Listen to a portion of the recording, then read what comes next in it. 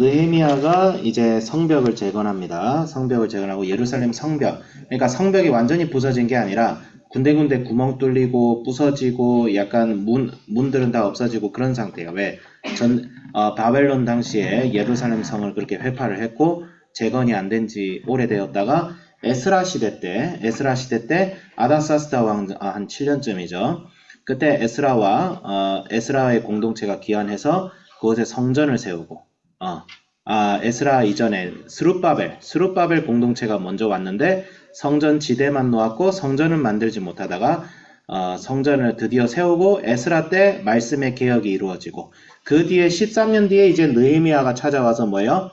이제 황제의 관원이었죠. 황제의 관원이었다가 이제 황제로부터 허락을 얻어가지고 아닥사스다 왕제 20년이죠. 이때는 이때 굉장히 오래된 이후에요. 포로 기한된 지 한 100년 이상이 지난 뒤인데 느헤미야가 와가지고 이제 봤더니 이제 성벽이 다 회파돼 있고 그런 거예요. 그게 뭐냐면 이제 이스라엘 공동체, 그러니까 느헤미야가 성벽을 회복한다는 것은 뭐냐면 이스라엘 공동체, 하나님을 섬기는 공동체, 즉 교회 회복을 상징합니다. 교회 회복을 상징하는데 이것을 하려고 하니까 안팎의 도전들이 굉장히 많았어요. 느헤미야가 경험했던 밖의 도전들은요, 밖에 있던 외부 세력들, 도비아, 암몬, 아라비아, 그 다음에 저기 블레셋에 있는 지역에 있는 그 사람들이 뭐냐면 이제 페르시아라는 제국 내에서 이제 자치를 하던 이제 자치 지역들이 있어요. 그 자치 지역을 다스리던 애들인데 얘들은 뭐냐면 황제가 허락했기 때문에 그 지역 안에선 자기가 보스예요. 그 지역 안에서는 자기가 보스예요. 페르시아는 중앙 집권형이 아니라 분권형이에요. 미국과 같은 나라였어요. 미국과 같은 나라, 페르시아는. 그렇기 때문에 각 지방은 자기가 스스로 자치를 할 수 있었어요. 세금도 몇 퍼센트 매길지. 미국은요, 주마다 세금 다른 거 아세요? 소득세가 달라요. 어느 지방은 30%예요. 어느 지방은 10%예요. 예, 달라요. 예, 다른데, 그러니까 페르시아도 그랬어요. 그런 자치를 하는데, 느헤미야 와서 성벽을 재건하겠다고 하니까 주변에서 난리가 난 거예요. 왜? 유다가 자치구로 분리가 되면 자기들 이득이 쪼그라들까봐. 그래서 엄청나게 방해를 합니다. 그래서 주일에 우리가 했던 느헤미야 4장의 말씀은 외부로부터의 도전인데, 이번에는 뭐예요? 이 성벽을 건축하는 공동체 안에 문제가 발생했어요. 이게 무슨 문제예요? 빈부격차의 문제, 가난한 자를 토색하는 문제, 불로소득의 문제가 발생합니다. 자, 가난한 자들이 먹고 살기 힘들어요. 세금 바치기에도 어려워요. 그러니까 부한자들에게 돈을 빌립니다. 돈을 빌렸는데 이자가 너무 많아. 이자도 너무 많고 갚지를 못하니까 대신 네 땅과 집을 내놔라. 네 자녀를 종으로 팔아라. 그래서 갚아라. 그래서 그렇게 해서 지금 종되고 노예된 사람들이 많았어요. 그 사람들이 원망이 가득한 거예요. 예루살렘 성벽 세워봤자 우리한테 뭐가 좋냐. 부자들한테나 좋은 거지. 그런 얘기가 나오는 거예요. 그러니까 느헤미야가 이것을 보고 분노하죠. 왜? 하나님의 말씀에 형제들에게 고리대금으로 빚을 지게 하는 건 죄입니다. 그 다음에 땅과 집을 영구히 팔게 하는 것도 죄입니다. 히브리 율법에 따르면 구약의 율법은 땅이든 토지는 영구히 하나님의 것이고 그것은 각 형제가 사도 7년 뒤에 혹은 50년 뒤에는 돌려주라고 돼 있어요.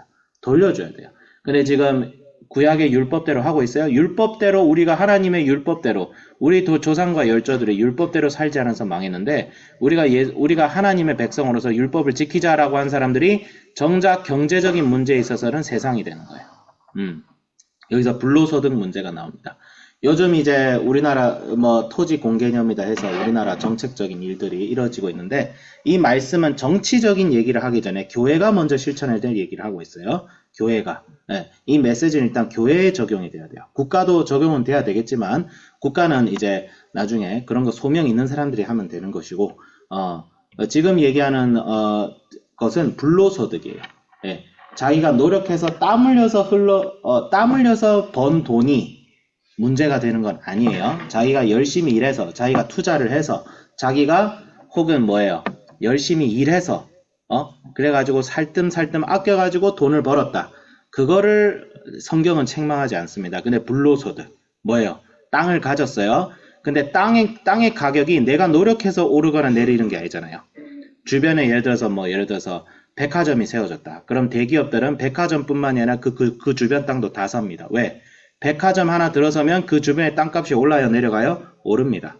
그러면 그 높아진 땅값을 팔면 그거는 대기업이 노력을 해서 얻은 땅값이 아닌 거죠. 백화점은 자기가 노력해서 얻은 땅값이지만 그런 불로소득이 있어요. 예. 주식, 아파트 한두 채 가지고 불로소득이 하면 안 돼요. 예. 토지 공개념은 원래는 이제 이런 불로소득을 국가가 환수하고 대신 뭐예요? 대신 소득세하고 법인세는 낮춰서 시장이 자율적으로 이것을 할 수 있도록 하자. 이게 원래 토지 공개념입니다. 헨리 조지가 얘기한 지금 여러 정치 정당들이 얘기하는 토지 공개념은 좀 달라요. 그건 약간 좀 대만식 모델이 있고 중국식 모델이 있는데 지금 정당들은 조금 중국식 모델로 가려 하는 게 있어요. 근데 그게 의도는 선하지만 좀 부작용이 많을 겁니다. 제가 봤을 때는 저도 경제를 공부해 본 사람으로서 부작용이 좀 많을 거예요.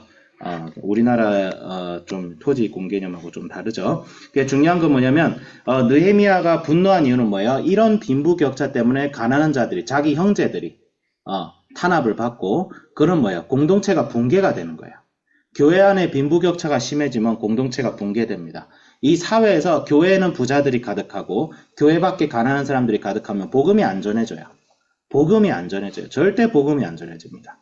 그래서 그때 느헤미야가 굉장히 의로운 사람이었죠. 대회를 열고 꾸짖습니다. 먼저 꾸짖은 다음에 뭐예요? 언약을 하게 하고 느헤미야가 먼저 모범이 돼요. 느헤미야는 총독으로 지냈지만 10년 동안 높봉을 받지 않았어요. 총독이 되면 자기 하고 싶은 대로 세금 매길 수 있어요.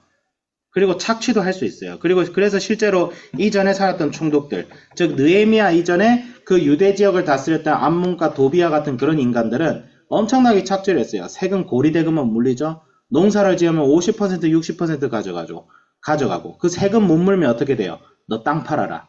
나한테 빚을 져라. 선생님이 지어내서 하는 얘기가 아니고 고대 문서에 다 나와 있어요.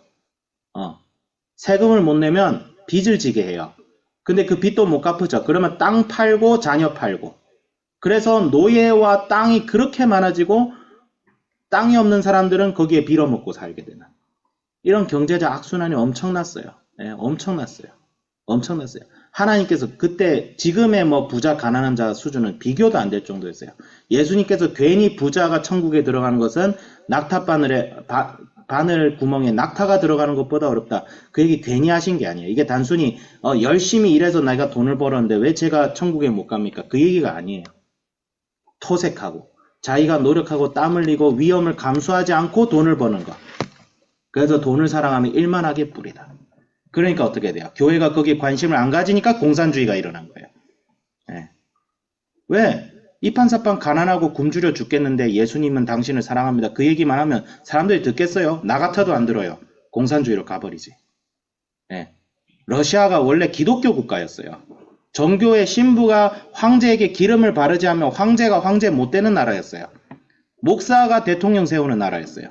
근데 망했어요. 공산주의로. 왜? 가난한 자에게 신경 안 쓰고.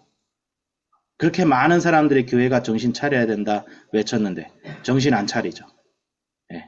그래서 이게 말씀이 좀 하다가 또 7시가 됐는데 실천적으로 얘기를 하자면 교회는 반드시 교회 안에 소외되고 가난한 자들을 위해 돈을 써야 됩니다. 그 기준을 제가 김남준 목사님께 물어봤는데 가장 이상적인 것은 11조, 그러니까 교회의 11조가 교회의 재정이죠. 교회의 재정 중에 할 수만 있으면 절반은 구제와 복음 전도에 써야 돼요. 복음 전도와 구제는 같은 겁니다. 같은 거예요, 사실상. 써야 돼요. 써야 돼요. 교회 재정의 절반은. 원래는 그렇게 해야 되는 게 맞아요. 그 교회가 할 수만 있으면 이 세상 밖에 나가서도 구제의 사역을 감당해야 됩니다. 존 칼빈도 교회가 해야 될 4가지 일 중 하나를 구제로 뽑았어요. 첫 번째는 말씀, 기도, 말씀, 목회 다 있어요. 목양 다 있어요. 근데 4번째, 구제. 구제해야 돼요. 근데 교회가 실제로 구제를 많이 하고 있어요. 많이 하고 있고 교회가 지금 구제에 손을 떼면 이 봉사단체 다 안 돌아가요. 제가 토요일에도 봉사활동 했잖아요. 근데 제가 봉사활동한 그 도촌 청소년 센터가 그 분당에 있는 순복음 교회에서 운영하는 거예요. 물론 세속적으로 그 안에서는 종교활동 안 하지만 교회에서 재정을 대니까 운영이 돼요. 그러니까 교회가 손을 놓으면 지금 우리나라에 구제하고 봉사하는 활동들 거의 대다수가 멈출 수밖에 없어요. 예, 멈출 수밖에 없어요. 예, 근데 그럼에도 불구하고 더 해야 된다. 성경적 기준에는 아직 못 미친다. 더 해야 된다. 목회자가 그래서 저도 이제 거기 봉사활동하면서 뭘 느꼈냐면, 내가 만약에 여기서 교회를 하게 된다면, 내가 이런 일주일에 한 번이나 혹은 한 달에 한두 번이라도 이런 곳에 가서 봉사활동을, 왜 봉사활동하니까 사람들하고 많이 만나고 대화도 많이 하게 되거든요. 제가 거기서 막 자폐아를 키우는 부모, 그 다음에 치매 걸린 할아버지, 할머니, 그 다음에 그냥 뭐 할 거 없어서 다니는 청소년들 다 만났어요. 그럼 걔들하고 친하게 지내다 보면 복음을 전할 수 있지 않을까? 그 생각도 들었어요. 밖에 나가야 되는구나. 밖에 나가서 복음 전해야 되는구나. 그래서 우리 한비전 사역은 뭐예요? 여러분들이 한 손엔 실력과 한 손엔 영성을 가지고 세상으로 나가게 하는 거예요. 여러분들이 여기서 공부 열심히 하고 좋은 대학 가는 것이 목표가 되어서는 안 돼요. 그건 수단이에요. 그것을 통해서 여러분은 이 땅에 소외되고 가난한 자들에게 복음 전해야 돼요. 그 사람들과, 그러니까 내가 너희들에게 복음을 전하는 것은 너희와 더불어 사귐이 있게 하려 합니다. 그럼 사귐이 있는 존재인데 그 사람이 가난해지는 것 내버려 둘 거예요? 그럴 수 없는 거예요. 나하고 사귐이 있는 존재라니까. 복음을 전한다는 것은 너와 내가 이제 형제 자매가 되겠다는 거예요. 난 너가 나의 형제가 됐으면 좋겠고 너가 나의 자매가 됐으면 좋겠어. 이게 복음 전도예요. 이게 복음 전도예요. 교회 다니는 등록수 하나 올리는 게 아니에요. 그렇지가 않습니다. 복음 전도를 어디 무슨 성도 대량 생산 체제로 하는데 그렇지 않아요. 선포는 대량적으로 해야 돼요. 선포는 빌리그레암 목사처럼. 근데 그 사람이 우리 교회 안에 들어와서 한 명의 형제 자매가 되는 것은 의미가 다른 거예요. 그거를 키워내야 돼요. 먼저 강한 사람들이, 재정적으로 흔들리지 않는 사람들이 보살펴줘야 돼요. 그런 사람들. 복음을 전하고 영적으로든 육체적으로든 그런 거 해줘야 돼요. 그런 거 할 때에 교회가 부흥하고요. 그런 걸 했어요. 실제로 평양 대부흥운동 때 죄를 고백한 사람들이. 세리였던 사람도 4배로 갚겠나이다. 예수님 만나고. 그래서 성경에 또 그런 말이 나오죠. 돈이 있는 곳에 네 마음이 있다. 예, 네 마음이 있다. 그래서 느헤미야가 먼저 모범이 되었죠. 그래서 말씀을 정리하자면 우리가 물질적으로도 하나님을 섬길 수 있는 사람이 되어야겠다. 그것은 단순히 헌금 많이 하면 복 받는다. 그게 아니라 우리가 복음을 전하고 많은 사람들을 그리스도께로 인도하고 지금은 이 땅에 헐벗고 굶주리는 수많은 사람들, 물론 우리나라에 굶주리는 사람은 없어요. 하지만 여전히 이 땅에 소외되어 있는 사람들에게 그들이 예수님이 누군지를 알게 해주고 그들이 이 땅에서 살아가는 것이 결코 희망이 없는 인생이 아니라는 것을 복음을 통해서 알려주기 위해서라도 우리가 재정적으로도 하나님 나라를 위하여 쓸 수 있는 사람들이 되야겠다. 저부터 그렇게 해야겠다라는 결단을 내립니다. 기도하겠습니다.